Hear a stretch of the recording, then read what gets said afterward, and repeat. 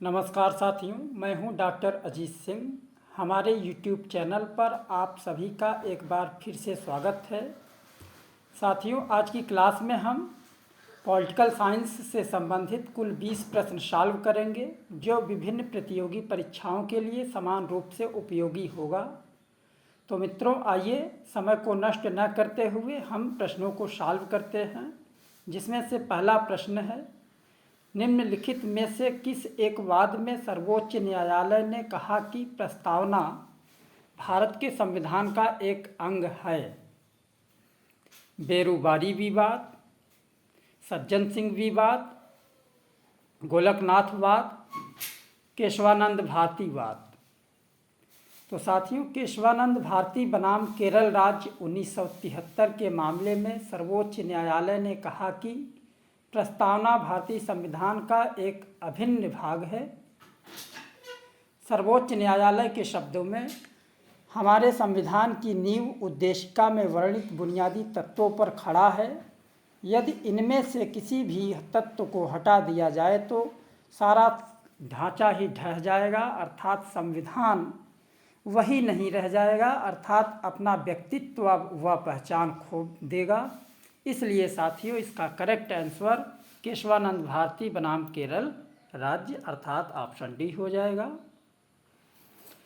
PIL का मतलब है public interest litigation, police investigation limited, personal information limited, public information limited.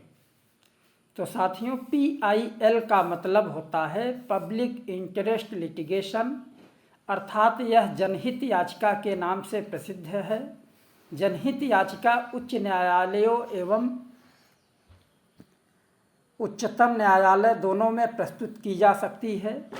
इसलिए साथियों, इसका करेक्ट आंसर ऑप्शन ए हो जाएगा। नेक्स्ट, लोकसभा और राज्यसभा संयुक्त रूप में बैठती है जब उनकी इच्छा होती है, दोनों के बीच कोई असहमति होती है, राष्ट्रपति दोनों सदनों को बुलाता है, उन्हें प्रत्येक 5 वर्ष में मिलना चाहिए। तो साथियों, लोकसभा और राज्यसभा संयुक्त रूप से बैठती है जब राष्ट्रपति दोनों सदनों को बुलाता है। इसलिए इसका करेक्ट आंसर हो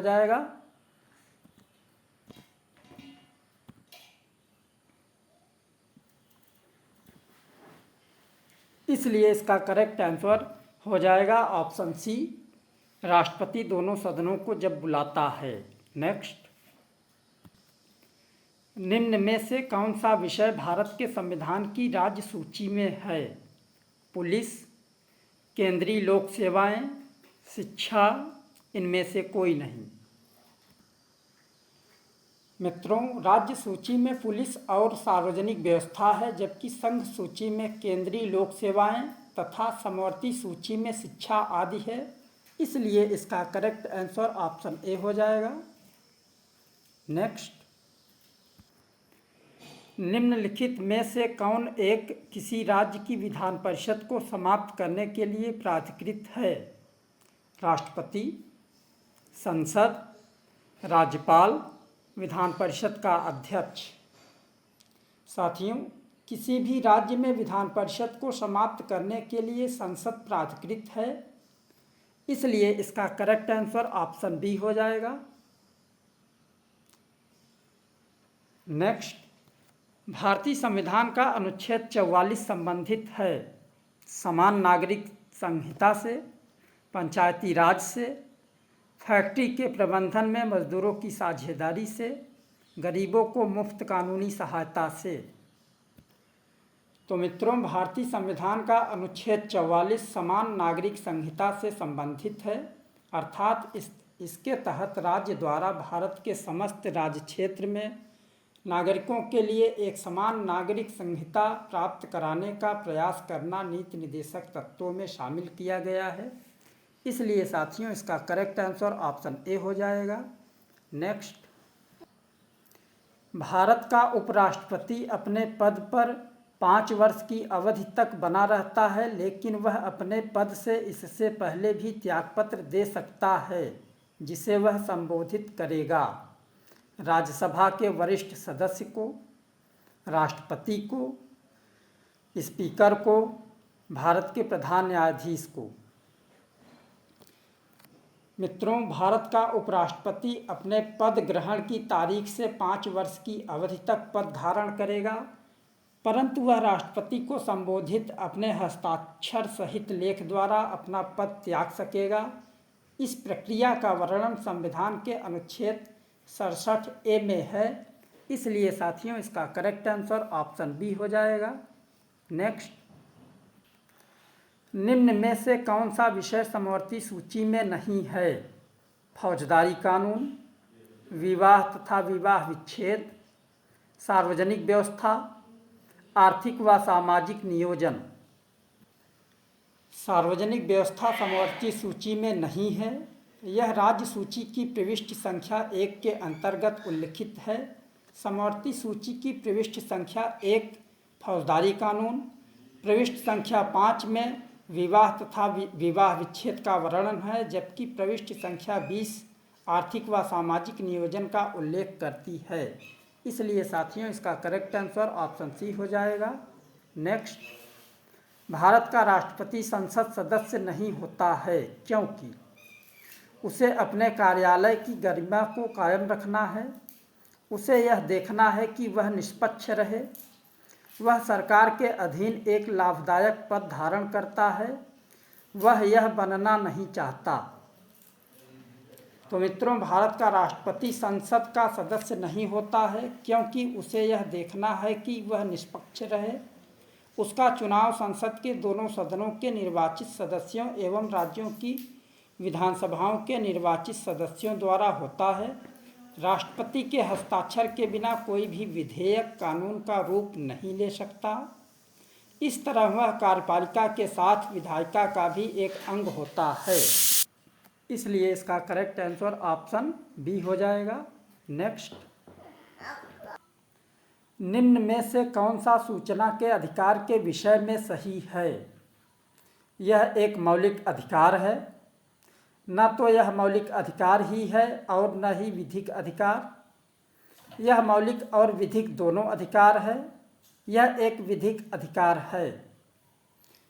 तो मित्रों, सूचना का अधिकार एक विधिक अधिकार है, किंतु यह मूल अधिकार के रूप में भारतीय संविधान में नागरिकों को नहीं दिया गया है। यह सूचना के अधिकार अधिनियम 2005 के तहत नागरिकों को प्रदान किया गया है। तो इसलिए इसका करेक्ट आंसर ऑप्शन डी हो जाएगा। नेक्स्ट, लोक संप्रभुता भारतीय संविधान में है सीमित और असीमित, परिभाषित और अपरिभाषित, विधिक और वास्तविक, संपूर्ण और व्यापक। तो इस प्रकार से साथियों, लोक संप्रभुता भारतीय संविधान में संपूर्ण और व्यापक है, क्योंकि भारतीय संविधान में संपूर्ण संप्रभुता का प्राधिकार भारत के लोगों में है। संविधान की प्रस्तावना में हम भारत के लोग इत्यादि शब्दों का प्रयोग स्टार्टिंग में ही किया गया है। इसलिए साथियों इसका करेक्ट आंसर ऑप्शन डी हो जाएगा। नेक्स्ट, भारतीय संविधान में संघ में अवशिष्ट शक्तियां निहित किए जाने में निम्नलिखित में से किसे आधार माना है? Canada, America, Australia, Switzerland. तो इस प्रकार से साथियों, भारतीय संविधान में संघ में अवशिष्ट शक्तियां निहित किए जाने में कनाडा के संविधान को आधार माना गया है। कनाडा के संविधान से सशक्त केंद्र के साथ संघीय व्यवस्था, केंद्र द्वारा राज्यपालों की नियुक्ति, उच्चतम न्यायालय का परामर्शी निर्णय आदि ग्रहण किए गए हैं। तो इसलिए साथियों इसका करेक्ट आंसर ऑप्शन ए हो जाएगा, कनाडा। भारत के राष्ट्रपति की पद अवधि पद ग्रहण की तिथि से 5 वर्ष की होती है, किंतु वह पुनर्निर्वाचन का पात्र है। यह व्याख्या है अनुच्छेद 56-57 की, अनुच्छेद 53-54 की, अनुच्छेद 58-59 की, अनुच्छेद 65-66 की।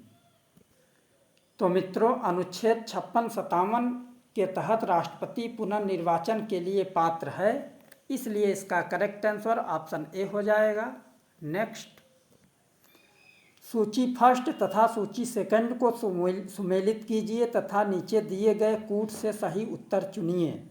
मित्रों, एक तरफ संविधान की अनुसूची दी गई है और एक तरफ विषय दिए गए हैं। इस सूची का मिलान करना है, तो आइए मिलान करते हैं।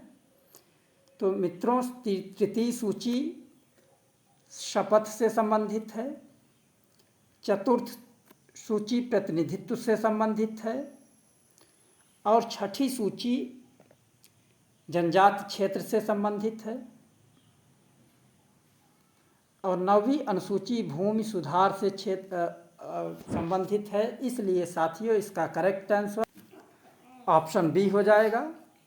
नेक्स्ट, किस संवैधानिक संशोधन ने राज्य के नीति निर्देशक सिद्धांतों का विस्तार किया? 42वां संविधान संशोधन, 44वां संविधान संशोधन, 25वां संविधान संशोधन, 45वां संविधान संशोधन। तो मित्रों, 42वां संविधान संशोधन अधिनियम 1976 द्वारा नीति निर्देशक सिद्धांतों में विस्तार किया गया, इसलिए साथियों इसका करेक्ट आंसर ऑप्शन ए हो जाएगा, ऑप्शन ए। नेक्स्ट, भारतीय संविधान में अनुच्छेदों की संख्या है, तो आप सभी जानते ही हैं, भारतीय संविधान में अनुच्छेद 395 है। नेक्स्ट,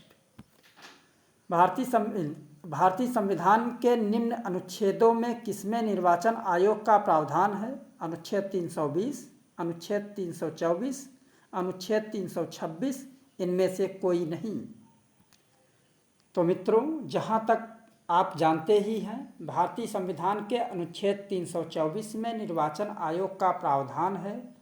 यह संसद, राज्य विधानमंडलों, राष्ट्रपति एवं उपराष्ट्रपति पदों के निर्वाचनों के अधीक्षण, निर्देशन और नियंत्रण का कार्य करता है। इसलिए मित्रों, इसका करेक्ट आंसर ऑप्शन बी हो जाएगा। नेक्स्ट, महात्मा गांधी के अनुसार अहिंसा है 3 प्रकार की, 4 प्रकार की, 5 प्रकार की, केवल 1 प्रकार की? साथियों, महात्मा गांधी के अनुसार अहिंसा 3 प्रकार की होती है। प्रथम, मनसा अर्थात मन में किसी का अहित न सोचना। द्वितीय, वाचा अर्थात किसी को कटुवाणी का प्रयोग कर आहत न करना। तृतीय, कर्मणा अर्थात कर्म द्वारा भी किसी का अहित न करना। अहिंसा का शाब्दिक अर्थ है हिंसा न करना। इसलिए मित्रों, इसका करेक्ट आंसर ऑप्शन ए हो जाएगा, 3 प्रकार की। नेक्स्ट, भारतीय राष्ट्रीय कांग्रेस का निर्वाचित प्रथम यूरोपीय अध्यक्ष था? A O Hume, George Yule, Alfred Webb, Annie Besant. तो मित्रों, भारतीय राष्ट्रीय कांग्रेस का प्रथम निर्वाचित यूरोपीय अध्यक्ष जॉर्ज यूले था। इसने भारतीय राष्ट्रीय कांग्रेस के चतुर्थ अधिवेशन 1888 की अध्यक्षता की थी। यह अधिवेशन इलाहाबाद में संपन्न हुआ था। इसलिए मित्रों, इसका करेक्ट आंसर ऑप्शन बी हो जाएगा, George Yule. Next, Rowlatt act किस वर्ष में पारित किया गया? तो मित्रों, इस प्रश्न का आंसर आप कमेंट के माध्यम से स्वयं बताएं। हम आपको ऑप्शन बताते हैं: 1931, 1919, 1920, 1942। तो मित्रों, इसका आंसर आप कमेंट के माध्यम से बताएं, जिससे हमें यह सूचित हो सके कि आप अपनी तैयारी में सक्रिय हैं और अपनी तैयारी में सक्रिय भागीदारी निभा रहे हैं।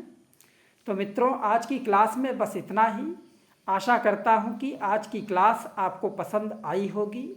यदि आप हमारे चैनल पर नए हैं तो चैनल को सब्सक्राइब करें, वीडियो को लाइक करें व कमेंट करें। धन्यवाद।